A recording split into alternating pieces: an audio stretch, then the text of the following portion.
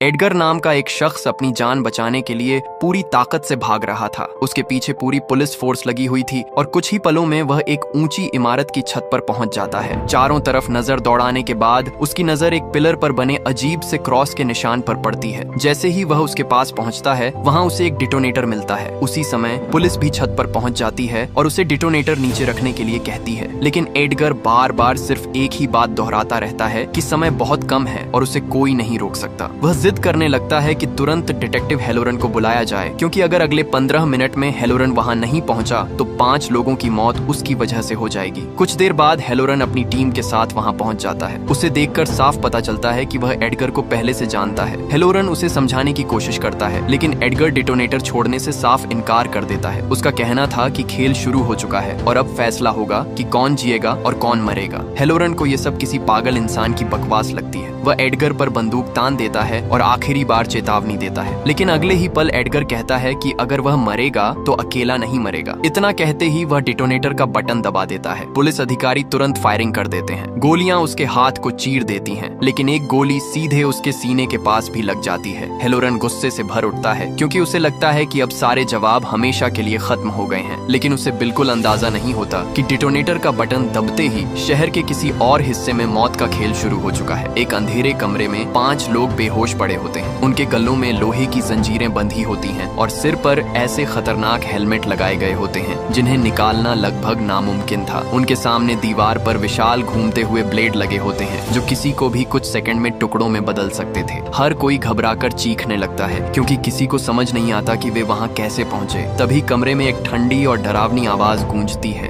उन्हें बताया जाता है कि उनकी सबसे बड़ी समस्या यह है कि वे कभी अपनी जिम्मेदारी स्वीकार नहीं करते। वे लगातार झूठ बोलते हैं, दूसरों से भी और खुद से भी। अगर वे सच स्वीकार कर लें तो शायद उन्हें मुक्ति मिल सकती है, लेकिन आजादी की कीमत चुकानी होगी अपने खून से। जैसे ही आवाज खत्म होती है, सभी हेलमेट्स पर लाल लाइट जल उठती है। अगले ही पल दीवार पर लगे विशाल ब्लेड घूमने लगते हैं और गलों में बंधी लोहे की जंजीरें उन्हें धीरे धीरे मौत की तरफ खींचने लगती हैं। कमरे में अफरा तफरी मच जाती है। तभी एक लड़की हिम्मत जुटाकर अपना हाथ ब्लेड की तरफ बढ़ा देती है। ब्लेड उसके हाथ को बुरी तरह काट देता है और खून जमीन पर गिर जाता है। हैरानी की बात यह होती है कि उसी पल हेलमेट खुल जाता है। अब सभी को समझ आ जाता है कि इस खेल में बचने के लिए सिर्फ थोड़ा सा खून देना होगा। एक एक करके सभी खुद को घायल करते हैं और आजाद हो जाते हैं, लेकिन एक आदमी अब भी बेहोश पड़ा रहता है। जब तक उसे होश आता है तब तक बहुत देर हो चुकी होती है। जंजीर उसे सीधे ब्लेड तक खींच लेती है और कुछ ही सेकंड में उसकी दर्दनाक मौत हो जाती है। बाकी 4 लोग किसी तरह वहां से निकलकर अगले कमरे की तरफ बढ़ते हैं। सभी बुरी तरह घायल होते हैं और उनके दिमाग में सिर्फ एक सवाल घूम रहा होता है, आखिर ये सब कौन कर रहा है। दूसरी तरफ एडगर को गंभीर हालत में अस्पताल के आईसीयू में भर्ती कर दिया जाता है। हेलोरन उसकी निगरानी के लिए अपने भरोसेमंद अधिकारी कीट को वहां छोड़ देता है। कीट उससे पूछता है कि आखिर एडगर बार बार सिर्फ हेलोरन को ही क्यों बुला रहा था। हेलोरन बताता है कि वह एडगर को काफी समय से जानता है और उसके ऊपर पहले भी कई आपराधिक मामले चल चुके हैं। अब जरूरी था पता लगाना कि हाल ही में वह किन लोगों के संपर्क में था। इसी बीच शहर के एक पार्क में कुछ लोग किसी भयानक चीज को देखकर दंग रह जाते हैं। जब कैमरा उसकी तरफ घुमाया जाता है, एक पेड़ से वही अजीब हेलमेट पहने हुए एक लाश लटक रही होती है। लाश को तुरंत पोस्टमार्टम के लिए भेजा जाता है। एलेनोर और मिच जैसे ही उसका हेलमेट हटाते हैं, कमरे में सन्नाटा छा जाता है। उस व्यक्ति का चेहरा इतनी बुरी तरह नष्ट हो चुका होता है कि उसे पहचानना तक मुश्किल था। एलेनोर को शक होता है कि यह तरीका उसे पुराने सीरियल किलर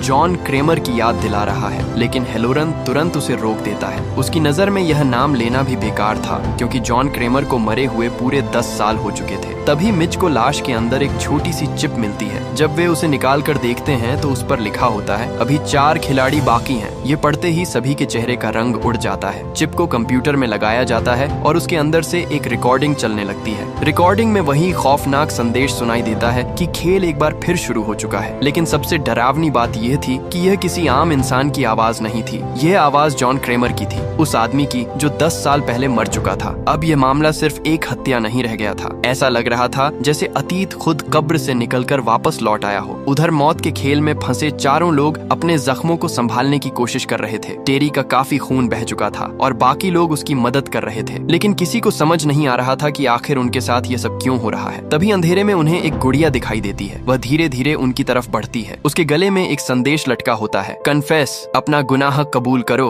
अचानक गुड़िया अजीब आवाजें निकालने लगती है और उसी पल उनके गलों की जंजीरें फिर से कसने लगती हैं। सभी पूरी ताकत से खुद को बचाने की कोशिश करते हैं। तभी उनमें से जिम्मी कहता है कि अगर किसी को कोई गुनाह कबूल करना है तो जल्दी करे। मजबूरी में वे अपने अपने राज बताने लगते हैं। जेम्स स्वीकार करता है कि उसकी वजह से एक लड़के की मौत हुई थी। दूसरी महिला अपने अतीत की एक दर्दनाक सच्चाई सामने रखती है, लेकिन तभी जेम्स की नजर गुड़िया पर लगे छोटे से टेप रिकॉर्डर पर पड़ती है। जैसे ही वह उसे उठाता है, उससे जुड़ा एक पतला धागा टूट जाता है और उसी पल उनकी जंजीरें रुक जाती हैं। सभी राहत की सांस लेते हैं, लेकिन तभी उनमें से एक ऊपर देखता है और उसका खून जम जाता है, क्योंकि अब उसे समझ आ चुका था कि यह खेल अभी खत्म नहीं हुआ। इसके बाद जैसे ही जेम्स उस रिकॉर्डर को चलाता है, अचानक बिली के सामने 3 इंजेक्शन आकर गिरते हैं। तीनों पर अलग अलग नंबर लिखे होते हैं। तभी रिकॉर्डर से एक नई रिकॉर्डिंग चलने लगती है। आवाज बताती है कि इस कमरे में मौजूद लोगों में से एक ऐसा इंसान है जिसने कभी एक बीमार आदमी का पर्स चुराया था। उस आदमी को अस्थमा था और उसके पर्स में उसकी जान बचाने वाली दवा मौजूद थी, लेकिन चोर उसे मरने के लिए छोड़कर भाग गया। अब उसी इंसान का फैसला होना था। रिकॉर्डिंग में बताया जाता है कि जब वे सभी बेहोश थे, तब उस अपराधी को जहरीला इंजेक्शन लगा दिया गया था। उसके सामने रखे इन 3 इंजेक्शनों में से सिर्फ एक में इलाज मौजूद है, दूसरे में तेजाब है और तीसरे में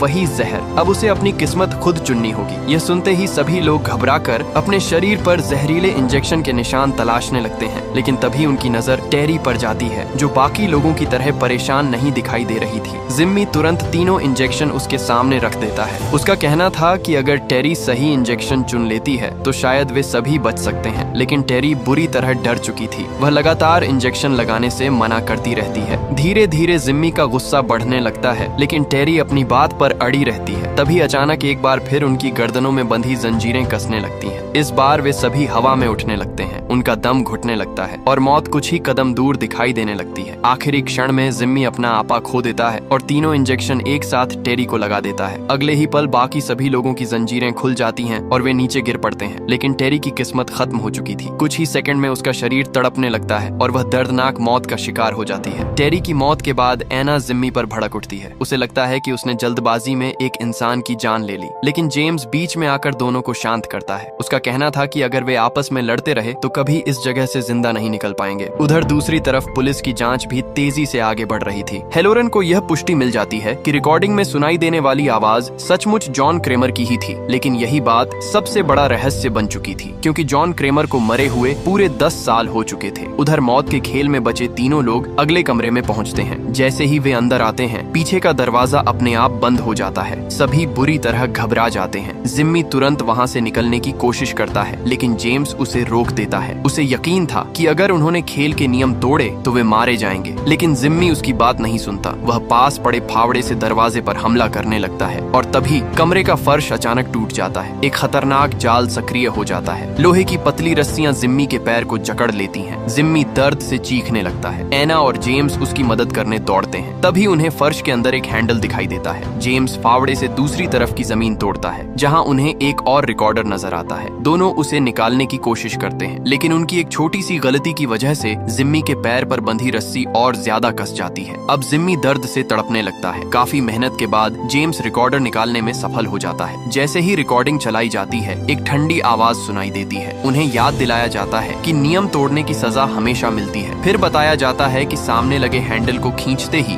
जिम्मी पूरी तरह आजाद हो जाएगा, लेकिन पूरी तरह आजाद शब्दों का असली मतलब कोई नहीं समझ पाता। तभी कमरे की लाइटें झपकने लगती हैं और सामने एक नया दरवाजा खुल जाता है। एना और जेम्स उसके अंदर जाते हैं। अंदर एक रिमोट धागे से लटका हुआ था। जेम्स उसे पकड़ नहीं पाता, इसलिए वह एना को ऊपर उठाता है, लेकिन जैसे ही एना रिमोट तक पहुंचती है, पीछे का दरवाजा अचानक बंद हो जाता है। कमरे की स्क्रीन पर फिर वही डरावनी गुड़िया दिखाई देती है। इस बार उन्हें बताया जाता है कि उन्होंने हमेशा दूसरों की परवाह करने के बजाय अपने बारे में सोचा है। अब उनकी जान सिर्फ एक आदमी बचा सकता है। जिम्मी अगर उस हैंडल को खींच दे तो एना और जेम्स आजाद हो सकते हैं। उधर जिम्मी के सामने स्क्रीन पर एना और जेम्स का लाइव वीडियो चलने लगता है और एना के कमरे में जिम्मी दिखाई देने लगता है। अगले ही पल उनके कमरे की छत से तेज रफ्तार में अनाज गिरना शुरू हो जाता है। कुछ ही सेकंड में पूरा कमरा भरने लगता है। एना और जेम्स घबरा कर चीखने लगते हैं। धीरे धीरे वे अनाज के नीचे दबते चले जाते हैं। जिम्मी यह सब अपनी आंखों के सामने देख रहा था। दोनों लगातार उससे हैंडल खींचने की गुहार लगाते रहते हैं। जिम्मी कोशिश करता है लेकिन डर और दर्द की वजह से फैसला नहीं ले पाता। देखते ही देखते एना और जेम्स पूरी तरह अनाज में दब जाते हैं। फिर अचानक अनाज गिरना बंद हो जाता है, लेकिन राहत सिर्फ कुछ सेकंड की थी, क्योंकि अगले ही पल ऊपर से चाकू, ब्लेड और नुकीले हथियार बरसने लगते हैं। एक बड़ा चाकू सीधे जेम्स के कंधे में जा धंसता है। अब साफ हो चुका था कि अगर जिम्मी ने जल्द फैसला नहीं लिया तो दोनों की मौत तय थी। आखिरकार जिम्मी अपनी पूरी हिम्मत जुटाता है, वह हैंडल खींच देता है और अगले ही पल उसके पैरों को जकड़े हुए जाल सक्रिय हो जाते हैं और उसके पैर के टुकड़े हो जाते हैं। लेकिन उसकी कुर्बानी बेकार नहीं जाती। एना और जेम्स जिंदा बाहर निकल आते हैं। दूसरी तरफ जांच के दौरान मिच और एलेनोर को एक नया सुराग मिलता है। मृत शरीर पर जानवरों के निशान पाए गए थे। इसका मतलब था कि वह लाश किसी ऐसे इलाके में रही थी जहां बड़ी संख्या में जानवर मौजूद थे, शायद किसी फार्म में। तभी एक अधिकारी आकर बताता है कि उन्हें एक और लाश मिली है। जब मिच और एलेनोर वहां पहुंचते हैं तो हेलोरन पहले से मौजूद होता है। उसे लाश के पास से एक और संदेश मिला था। उस पर लिखा था, अभी 3 खिलाड़ी बाकी हैं। ये पढ़कर सभी समझ जाते हैं कि मौत का खेल अब भी जारी है। पोस्टमार्टम के दौरान मिच बिना जांच पूरी किए ही मौत का कारण बता देता है। हेलोरन तुरंत चौकन्ना हो जाता है। उसे हैरानी होती है कि मिच को इतनी जल्दी सब कैसे पता चल गया। मिच बात को टाल देता है, लेकिन हेलोरन के मन में शक पैदा हो चुका था। वह तुरंत कीट को मिच पर नजर रखने का आदेश देता है। इसके बाद हेलोरन एलेनोर से भी पूछताछ शुरू करता है। उसे उस पर भी शक होने लगा था। जब वह पूछता है कि पहली लाश मिलने वाली रात वह कहाँ थी, तो एलेनोर जवाब देती है कि वह अपने घर पर थी।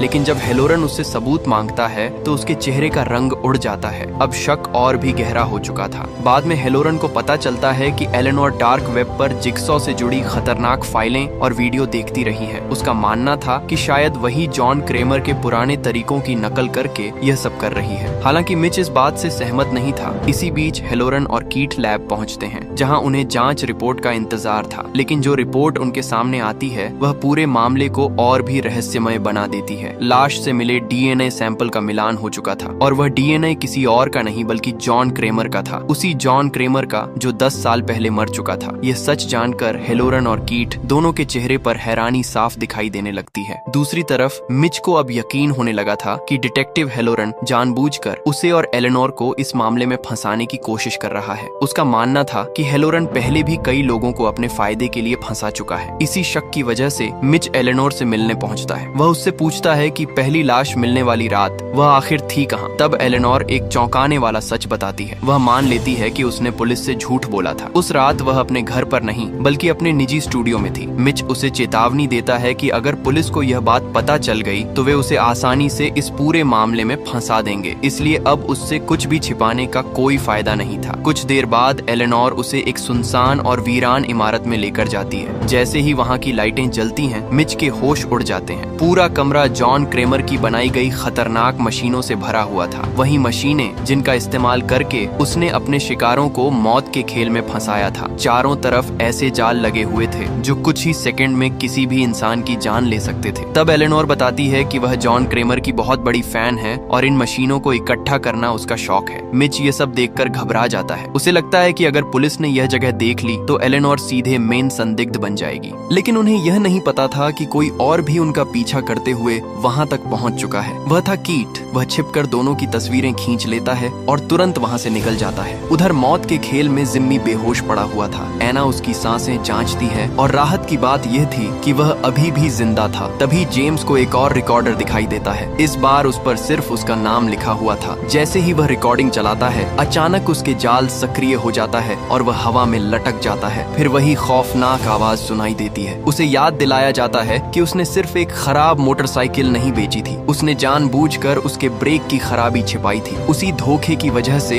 एक युवक की जान चली गई थी। अब जेम्स को अपने अपराध की कीमत चुकानी थी। उसके नीचे एक विशाल मशीन लगी हुई थी जिसके अंदर धारदार ब्लेड लगे हुए थे। नियम बेहद आसान था। अगर वह समय रहते मशीन के अंदर लगे ब्रेक को दबा देता तो उसकी जान बच सकती थी, लेकिन अगर वह असफल रहा तो मशीन उसे टुकड़ों में बदल देती। अगले ही पल मशीन चालू हो जाती है और जेम्स धीरे धीरे उसकी तरफ खींचने लगता है। एना पूरी कोशिश करती है उसे बचाने की। वह किसी तरह ऊपर चढ़कर मशीन के अंदर एक लोहे की रॉड फंसा देती है। कुछ सेकंड के लिए मशीन रुक जाती है। जेम्स राहत की सांस लेता है, लेकिन यह राहत ज्यादा देर नहीं टिकती। अचानक रॉड अपनी जगह से निकल जाती है और अगले ही पल मशीन पूरी ताकत से चल पड़ती है। जेम्स की दर्दनाक चीख पूरे कमरे में गूंज उठती होती है। कुछ ही सेकंड में उसका शरीर मशीन के अंदर खींच जाता है और उसके टुकड़े टुकड़े हो जाते हैं। अब इस खेल में सिर्फ 2 लोग बचे थे। दूसरी तरफ एक और हैरान कर देने वाली घटना घट चुकी थी। अस्पताल से एडगर का अपहरण हो गया था। यह खबर सुनते ही हेलोरन आग बबूला हो जाता है। तभी उसे कीट का फोन आता है। कीट एक बेहद चौंकाने वाली जगह पर मौजूद था। वह जॉन क्रेमर की कब्र खुदवा रहा था। कुछ ही देर में उसका ताबूत बाहर निकाला जाता है। सभी लोग सांस रोके उसे खुलते हुए देखते हैं, लेकिन जैसे ही ताबूत खुलता है सबके चेहरे का रंग उड़ जाता है, क्योंकि उसके अंदर जॉन क्रेमर की लाश नहीं थी, वहाँ एडगर की लाश रखी हुई थी। अब मामला पहले से कहीं ज्यादा रहस्यमय बन चुका था। इसके तुरंत बाद हेलोरन और कीट पूरी टीम के साथ एलेनोर के स्टूडियो पहुंचते हैं। पूरी जगह की तलाशी शुरू कर दी जाती है। तभी हेलोरन की नजर दीवार पर बने खून के निशानों पर पड़ती है। वह पास जाकर जांच करता है और उसे एक छिपा हुआ दरवाजा दिखाई देता है। जैसे ही वह उसे खोलता है उसके सामने एक भयानक दृश्य आ जाता है। जेम्स की कटी फटी लाश वहाँ लटक रही होती है। उसके शरीर पर एक नोट चिपका हुआ था जिस पर लिखा था, अभी 2 खिलाड़ी बाकी हैं। अब यह साफ था कि खेल अपने अंतिम चरण में पहुंच चुका था। इसी बीच कीट को आदेश दिया जाता है कि वह मिच को गिरफ्तार करे, लेकिन मिच साफ इनकार कर देता है कि उसका इस मामले से कोई लेना देना नहीं है। मिच का कहना था कि कोई उन्हें जानबूझकर फंसा रहा है। फिर वह एक ऐसा आरोप लगाता है जिसे सुनकर कीट भी हैरान रह जाता है। मिच का कहना था कि असली संदिग्ध हेलोरन है। वह बताता है कि जब एडगर ने डिटोनेटर दबाया था तब सभी अधिकारियों ने उसके हाथ पर गोलियां चलाई थी, लेकिन उसके सीने के पास लगी गोली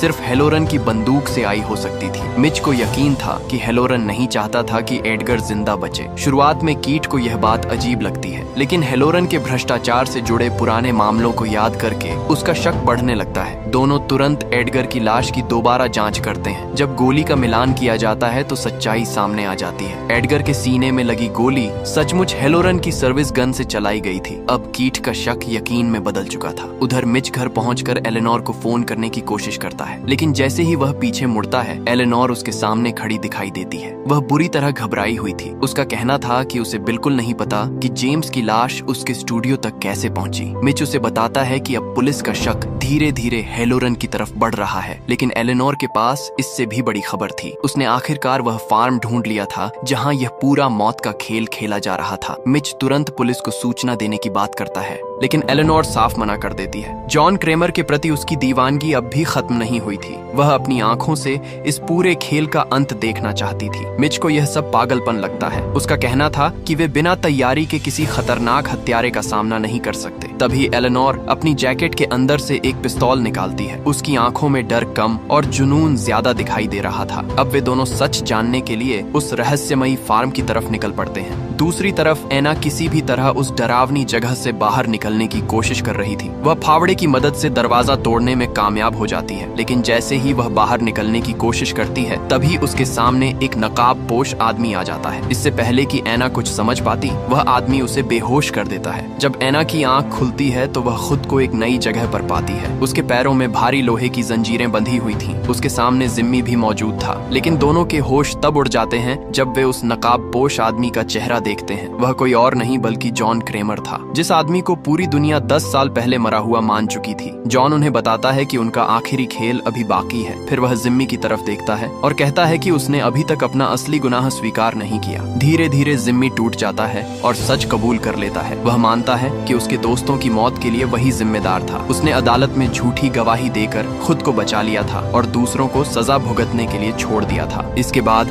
जॉन एना की तरफ मुड़ता है। वह उसे भी सच स्वीकार करने के लिए कहता है, लेकिन एना अब भी अपने झूठ पर अड़ी रहती है। वह बार बार यही कहती है कि उसके बच्चे की मौत के लिए उसका पति जिम्मेदार था। तभी जॉन उसके अतीत का सबसे भयानक सच सामने रख देता है। वह बताता है कि एना अपने बच्चे से परेशान हो चुकी थी। एक रात जब बच्चा लगातार रो रहा था तो उसने उसे अपने पति के पास लिटा दिया। बाद में उसके पति ने नींद में करवट बदली और बच्चा उसके नीचे दब गया। दम घुटने से उसकी मौत हो गई। इस घटना के बाद पुलिस ने उसके पति को गिरफ्तार कर लिया। बेगुनाह होते हुए भी उसने जेल में आत्महत्या कर ली। एना यह सुनकर पूरी तरह टूट जाती है। फिर जॉन बताता है कि वह यह सब क्यों कर रहा है। वह कहता है कि एक डॉक्टर की लापरवाही की वजह से उसकी जिंदगी बदल गई थी। कैंसर की रिपोर्ट में हुई गलती के कारण उसे अपनी मौत का सामना बहुत पहले करना पड़ा। यही वह वजह थी जिसने उसे लोगों को उनके कर्मों का सामना करवाने के रास्ते पर डाल दिया। इसके बाद जॉन उनके सामने एक शॉटगन रखता लगता है। उसमें सिर्फ एक गोली थी, लेकिन वह कोई साधारण गोली नहीं थी। जॉन उन्हें बताता है कि यही गोली उनकी आजादी की चाबी है। इतना कहकर वह वहाँ से चला जाता है। उधर दूसरी तरफ कीट हेलोरन के घर पहुंच चुका था। वहाँ उसे कई ऐसे सबूत मिलते हैं जो हाल ही में हुई हत्याओं से जुड़े हुए थे। अब उसका शक लगभग यकीन में बदल चुका था। इसी दौरान एलेनोर और मिच भी उस फार्म पर पहुंच जाते हैं जहां यह पूरा मौत का खेल खेला जा रहा था। उन्हें पता नहीं था कि हेलोरन भी उनका पीछा करते हुए वहीं तक पहुंच चुका है। कीट लगातार हेलोरन को फोन कर रहा था, लेकिन हेलोरन हर बार उसका कॉल काट देता है। फार्म के अंदर पहुंचकर मिच और एलेनोर चारों तरफ जांच शुरू करते हैं। ये वही जगह थी जहां शुरू से ये खौफनाक खेल चल रहा था। उन्हें वे हेलमेट भी मिल जाते हैं जिनका इस्तेमाल पहले गेम में किया गया था। लेकिन हैरानी की बात यह थी कि एलेनोर के चेहरे पर डर का नामो निशान नहीं था।